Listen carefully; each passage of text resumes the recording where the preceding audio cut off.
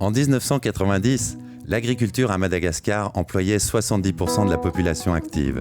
Dans ces ruralités, les paysans pratiquaient une agriculture essentiellement vivrière et familiale où le riz jouait un rôle prépondérant. Le zébu était l'épargne des paysans, très peu de malgaches étaient bancarisés. La problématique en général, c'est que l'agriculture n'est pas considérée comme un métier. Donc ça influe la décision et la motivation des jeunes. La gestion d'une ferme, c'est pas facile. Hein. C'est tellement important de savoir gérer tout ça pour que la production laitière soit stable. Ce n'est pas seulement savoir gérer, mais avoir aussi des moyens pour faire des verdures de contre-saison. Nous, les paysans, on ne peut pas aller à la banque. C'est dans ce contexte que je vais vous raconter, au fil de mes rencontres, l'histoire d'ICAR, une association constituée par FERT et le Crédit agricole du Nord-Est pour développer et professionnaliser une expérience de crédit aux paysans malgaches sur la base de caution solidaire. Pour la genèse, nous évoquerons FIFATA, une organisation qui a mis en place les bases du mutualisme à Madagascar, la SECAM, réseau de caisses de crédit agricole, la mutuelle du Mandraré et ses caisses Fivouille, puis l'IFRA, la dernière née. Quand je suis arrivé à Madagascar en janvier 90, envoyé par FERT, j'ai découvert l'association FIFATA qui avait été constituée quelques mois auparavant, en septembre 89, et observé rapidement que l'une de ses activités motrices était la distribution de crédits aux paysans dans des groupes de caution solidaire. Sur cette base, nous avons aidé FIFATA à créer des caisses villageoises d'épargne et de crédit qui se sont développées dans plusieurs régions et qui sont devenues ensuite les SECAM. Le début, c'était, on a d'abord promu l'organisation paysanne, sans parler du tout de caisse d'épargne. C'est vraiment l'organisation villageoise, les besoins des paysans. Et après, venu les besoins de financement des activités. C'est à partir de ces besoins qu'on a parlé de crédit à titre expérimental. Et la réponse qu'on a apportée, il faut que vous vous organisez, parce qu'on ne peut pas financer quelqu'un comme ça, mais on a besoin de vous connaître, que vous soyez représenté par quelqu'un qui soit reconnu par vous tous. Le problème, c'est qu'on n'a pas eu assez de compétences pour maîtriser les filières financières. Donc on avait demandé à FERT de nous apporter des appuis techniques et de formation.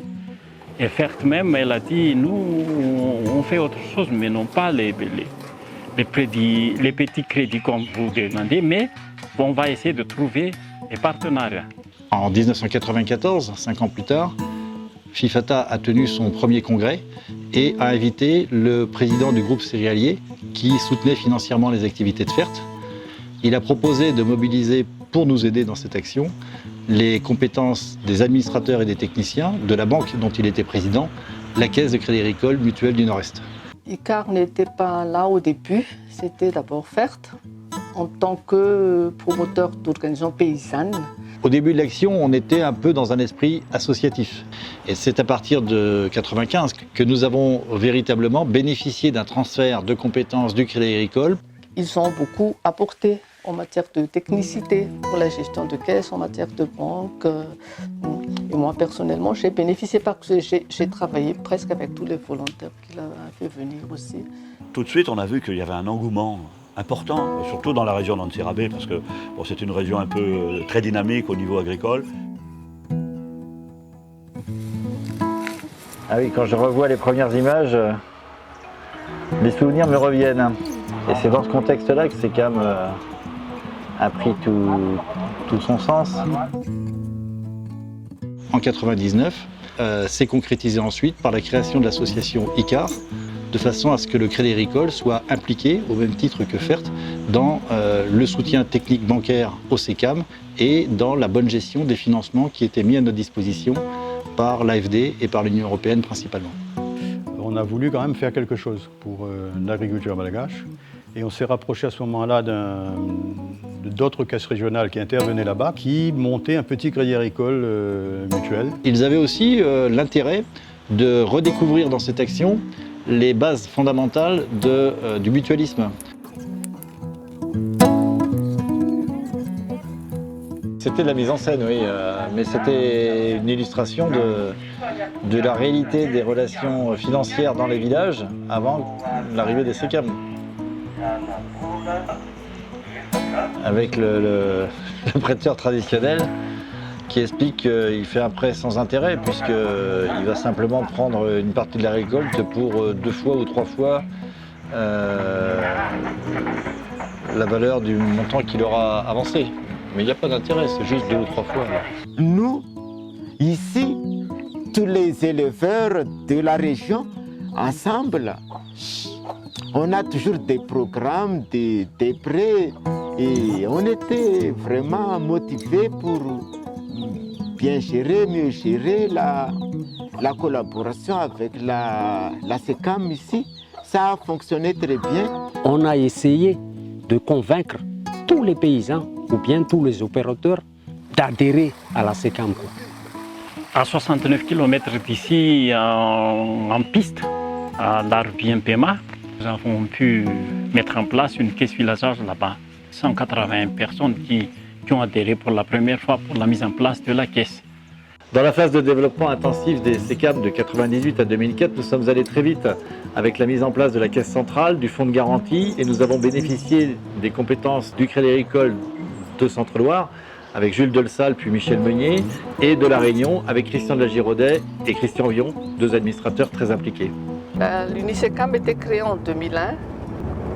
Vers 2003-2004, il y avait 8 régions avec plus de 15 caisses par région. Ça ferait plus d'une centaine de caisses. On a constitué 15 SECAM pour avoir l'URSECAM du Ménabé. En constituant l'URSECAM, on fait une assemblée générale et j'ai été élu président de l'URSECAM Ménabé.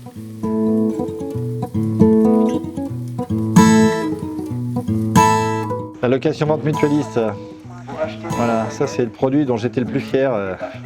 Ça a été une des 2 grandes innovations avec le financement du stockage par les greniers communs villageois.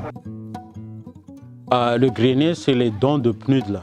Les capacités, c'est à 100 tonnes pour le SECAM de village. Le SECAM du village, il y a à peu près 200 membres. Commune de Bemanoung, chez Croisement de Belou, jusqu'ici. On utilise le système GCV ici. Là. Donc, ils transportent leurs produits jusqu'au magasin. Le gardiennage est assuré par nous, les habitants ici à Sotana. Depuis la création de ce magasin-là, il n'y avait pas de vol jusqu'à maintenant. Il y a triple clé, 2 clés différentes pour les techniciens et les responsables de crédit. Et la 3e, c'est le président de la caisse qui tient. Disons que la location vente mutualiste, ça permettait de changer de mode de production. On passait de la culture manuelle à la culture attelée, bovine, et au lieu d'avoir juste la dimension de produire ce qu'il faut pour nourrir la famille, elle commence à produire pour le marché. Au début, nous allons faire notre décortiquage là, dans le village à côté, à 8 km d'ici. Donc la SECAM m'a proposé de faire du location-vente mutualiste, là, du matériel. Donc j'ai décidé d'acheter pour moi, parce qu'il y a là le minoterie pour la provende et aussi pour la population, pour la transformation des dépâtis en blanc. Ce qui a, je crois, déterminé la réussite du mouvement des SECAM, c'est l'adaptation des produits aux besoins de financement des agriculteurs. Et donc, il me montre les prêts qu'il faisait. Donc, c'était des prêts de récolte, des prêts sur 3 mois. Et je vois le taux 3%. Je discutais avec le responsable, je disais, mais c'est vraiment très intéressant parce que des taux à 3%, même chez nous, on ne fait pas ça, quoi, aux agriculteurs. Hein. Et il me dit, mais vous, les taux, c'est annuel, nous, les taux, c'est mensuel. Donc, c'était 3% par mois.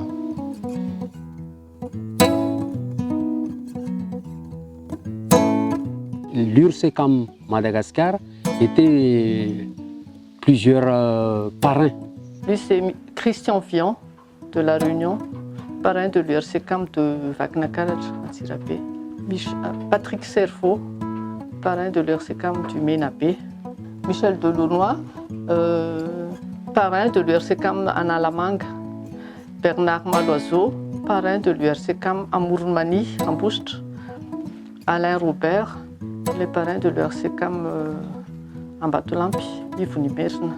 Les acteurs réunionnais ont joué un rôle progressivement prépondérant grâce à la proximité géographique, d'envoyer des collaborateurs de SECAM en formation, en stage à La Réunion, et puis aussi à la proximité culturelle et même agricole. On a dû faire à peu près une dizaine de voyages. On venait tous les ans faire des missions d'évaluation des différentes caisses locales au niveau des SECAM, et ces missions-là étaient conjointes avec des représentants de caisses régionales de métropole. Au moment que les parrains arrivent à Madagascar, il va me visiter à chaque fois qu'il arrive ici et de montrer comment on gère son exploitation, comment on gère son crédit, comment on gère son caisse.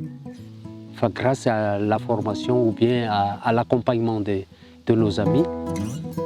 Je suis un vrai paysan. Moi, je suis admiratif du succès de SECAM. D'ailleurs, assez rapidement, on a dû laisser SECAM vivre et voler de ses propres ailes. On n'a plus à intervenir. Et à ce moment-là, les autorités de Madagascar nous ont invités à aller travailler dans d'autres régions où SECAM ne voulait pas à ce moment-là s'étendre, notamment dans le sud de Madagascar, dans la région de Fort-Dauphin. Et on a aidé les agriculteurs de cette région à créer leur propre mutuelle, la mutuelle du Mandraré, auquel ils ont donné le nom de Fivouille. J'étais directeur d'agence au Crédit Agricole du Nord-Est. Un beau jour, Thierry Marottine, qui était directeur général adjoint, et Hervé Lambert m'ont appelé. Et là, ils me proposaient de partir à Madagascar, chez ICA. Je suis arrivé à Fort-Dauphin, je suis intervenu sur Fivouille,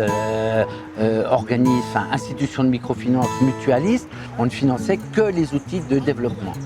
Eh bien, nous sommes à Amboachard, dans lequel se situe le bassin du Haut-Mandraré, où est née la mutuelle du Mandraré. On a commencé avec une petite équipe à Tsibourg, il y avait une quinzaine de personnes. Et puis quand on s'est étendu ici à Amboachard et ailleurs, on a élargi l'équipe. Et Patrick, vous êtes rentré quand dans la mutuelle 2009. Amboachard, ici. Donc vous avez vraiment démarré ici à Amboachard. J'ai fait à peu près comme j'ai fait chez SECAM, c'est-à-dire rencontrer les membres du comité de gestion des caisses locales. On avait des caisses installées en pleine brousse où il n'y avait même pas l'électricité. Donc tout se faisait à la main. Nos sociétaires signaient encore avec le doigt, puisqu'ils ne savaient pas écrire, avec le doigt sur le tampon, sur le contrat et sur leurs documents. J'ai eu l'occasion de travailler avec Michel Meunier et il a travaillé donc avec moi pendant 6 ans pour aider bénévolement la mutuelle du Mandraré et l'IFRA. Et donc au début, on avait fait des missions pour accompagner les inspecteurs de la mutuelle du Mandraré. Donc on a travaillé avec la chaleur, le sable de la région Andouille. Dans les petites structures, il y a des coffres avec des mouvements d'argent qui se font régulièrement vers les caisses locales. Et ces liquidités-là partent souvent en moto avec les conseillers qui rapatrient l'argent ou qui emmènent de l'argent à leurs porteurs de projet. Voalohany nampanao formation taty zany amin'ny vazaha mpiara-miasa avy any ivelany dia i Gérard Grille igny tena nifampikasokasoka anay eo nandritra ny 3 taona mahery mihitsy.